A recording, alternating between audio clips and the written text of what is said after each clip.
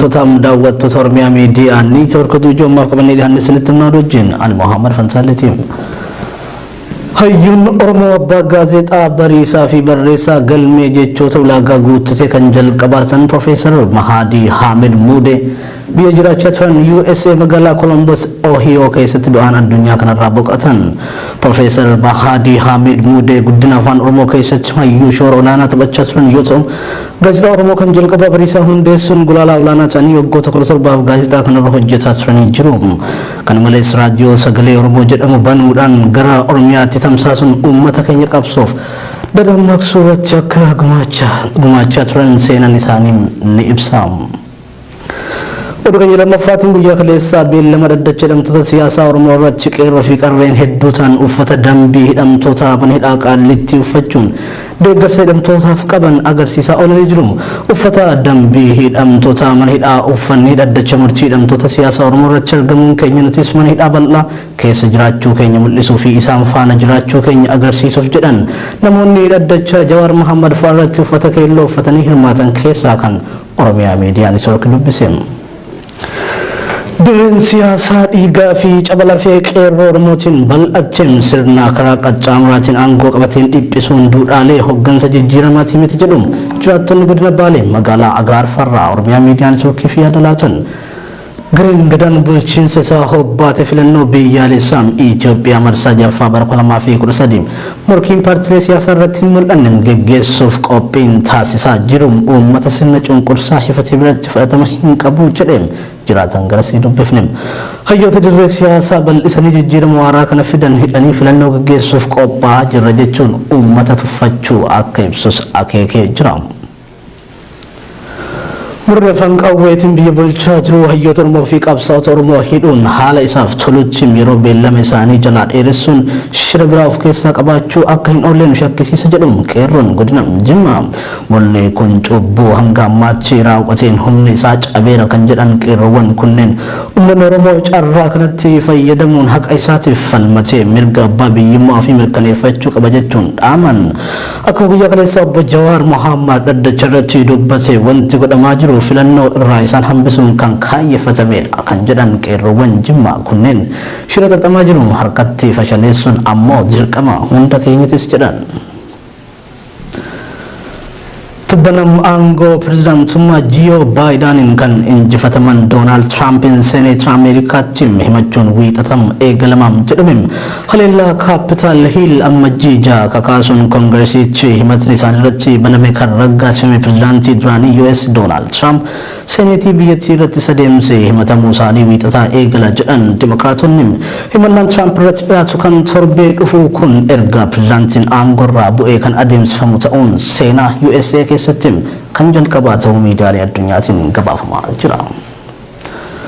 Televizyoonota fi daawwattoota Oromiyaa miidiyaa neetwoorkii oduun ijoo namaaf qabannee dhiyaanne kan hanga ammaatti nu daawwachaa turtanidha. Oduu ijoo isinitti himsu wajjin kan turan Muhammad Fansaaleeti.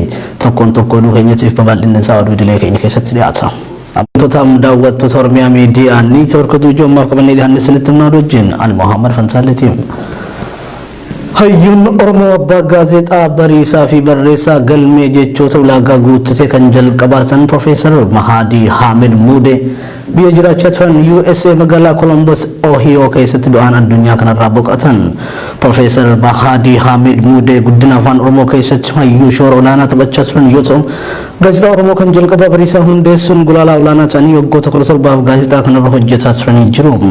Kana malees raadiyoo sagalee Oromoo jedhamu banuudhaan gara Oromiyaatti tamsaasuun uummata keenya qabsoof dadammaqsuu irratti akka gumaachaa turan seenaan isaanii ni ibsa.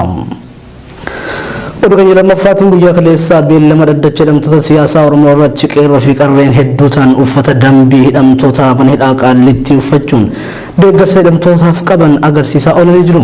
Uffata dambii hidhamtoota mana hidhaa uffanni dhaddacha murtii hidhamtoota siyaasaa Oromoo irratti argamuun keenya nutis mana hidhaa bal'aa keessa jiraachuu keenya mul'isuu fi isaan faana jiraachuu keenya agarsiisuuf jedhan namoonni dhaddacha Jawaar Mohaammed fa'aa irratti uffata keelloo uffatanii hirmaatan keessaa kan Oromiyaa miidiyaa neetwoorkii dubbise. Dirreen siyaasaa dhiigaa fi cabalafee qeerroo Oromootiin bal'achuun sirna karaa qaxxaamuraatiin aangoo qabateen dhiphisuun duudhaalee hooggansa jijjiiramaatii miti jedhu jiraattonni godina Baalee magaalaa Agaarfarraa Oromiyaa Miidiyaa Neetwoorkii fi yaada laatan.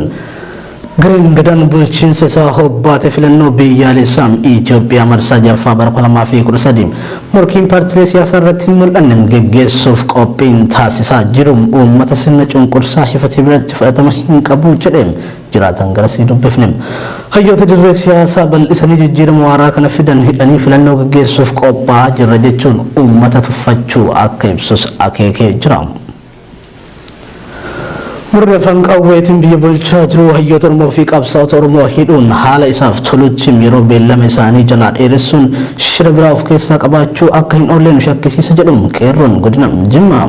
Mul'ee kun cubbuu hanga ammaatti raawwateen humni isaa cabeera kan jedhan qeerroowwan kunneen uummanni Oromoo carraa kanatti fayyadamuun haqa isaatiif falmatee mirga abbaa biyyummaa fi mirkaneeffachuu qaba jechuun dhaaman. Akkuma guyyaa kaleessaa obbo Jawaar Mohaammed dhaddacha irratti dubbate wanti godhamaa jiru filannoo irraa isaan hambisuun kan kaayeffatamedha kan jedhan qeerroowwan Jimmaa kunneen shira xaxamaa jiru harkatti fashaleessuun ammoo dirqama hunda keenyatis jedhan.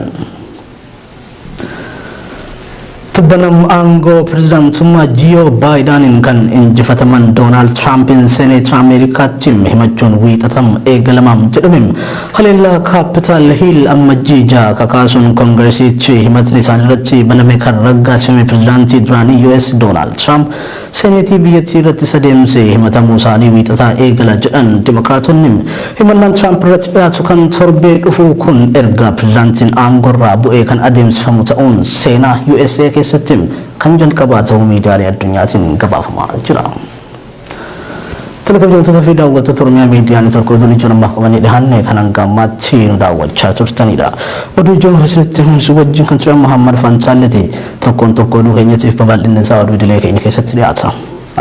Daawwattoota Oromiyaa Miidiyaa Neetwoorkii oduu ijoo namaaf qabanii dhiyaanne sinitti himnaa wajjin ani Muhammad Fantaaleti. Hayyuun Oromoo abbaa gaazexaa bariisaa fi barreessaa galmee jechoota ulaagaa guuttatee kan jalqabaatan Profeesar Mahadii Haamid Muude biyya jiraachaa turan USA magaalaa Columbus Ohio keessatti du'aan addunyaa kanarraa boqotan. Profeesar Mahadii Haamid Muude guddina afaan Oromoo keessatti hayyuu shoora olaanaa taphachaa turan yoo ta'u gaazexaa Oromoo kan jalqabaa bariisaa hundeessuun gulaalaa olaanaa ta'anii waggoota 17 gaazexaa kanarra hojjetaa turanii jiru. Kana malees raadiyoo sagalee Oromoo jedhamu banuudhaan gara Oromiyaatti tamsaasuun uummata keenya qabsoof dadammaqsuu irratti akka gumaachaa turan seenaan isaanii ni ibsa. Oduu keenya lammaffaatiin guyyaa kaleessaa beellama dhaddacha hidhamtoota siyaasaa Oromoo irratti qeerroo fi qarreen hedduu ta'an uffata dambii hidhamtoota mana hidhaa Qaallitti uffachuun deeggarsa hidhamtootaaf qaban agarsiisaa oolanii jiru.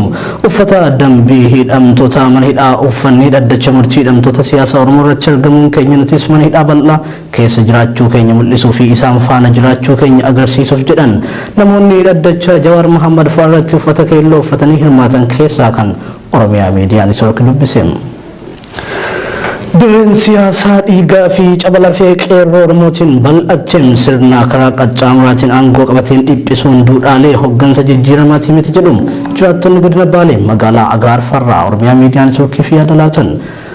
Gareen gadaan bulchiinsa isaa hobbaate filannoo biyyaalessaa Itoophiyaa marsaa jaffaa bara 2013 morkiin paartiilee siyaasaa irratti hin mul'anne geggeessuuf qophiin taasisaa jiru uummata sirna cunqursaa hifatee biratti fudhatama hin qabu jedhe jiraatan garasii dubbifne. Hayyoota dirree siyaasaa bal'isanii jijjiirama waaraa kana fidan hidhanii filannoo geggeessuuf qophaa'aa jirra jechuun uummata tuffachuu akka ibsus akeekee jira.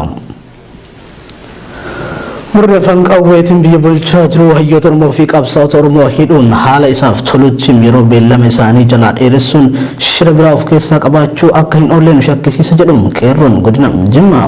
Mul'ee kun cubbuu hanga ammaatti raawwateen humni isaa cabeera kan jedhan qeerroowwan kunneen uummanni Oromoo carraa kanatti fayyadamuun haqa isaatiif falmatee mirga abbaa biyyummaa fi mirkaneeffachuu qaba jechuun dhaaman.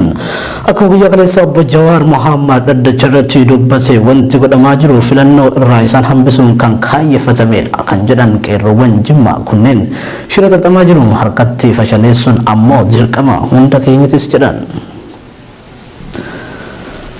Tibbanam aangoo pirezidaantummaa Jiyo Baayidaniin kan injifataman Doonaald Tiraampiin Seneetira Ameerikaatti himachuun wiixatam eegalamaan jedhame haleellaa kaapitaal hiil ammajjii ja'a kakaasuun koongireesichi himatni isaan irratti baname kan raggaasifame pirezidaantii duraanii US Doonaald Tiraamp seneetii biyyattii irratti sadeemse himatamuu isaanii wiixataa eegala jedhan Dimokiraatonni himannaan Tiraamp irratti dhiyaatu kan torbee dhufu kun erga pirezidaantiin aangorraa bu'ee kan adeemsifamu ta'uun seenaa USA keessatti kan jalqabaa ta'uu miidiyaalee addunyaatiin gabaafamaa jira.